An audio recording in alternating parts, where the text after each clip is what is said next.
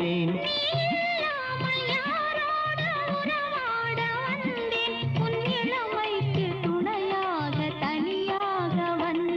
நான் மலரோடு தனியாக ஏன் இங்கு நின்றேன்? என் மகாராணி உன்னை காண ஓடோடி வந்தேன்.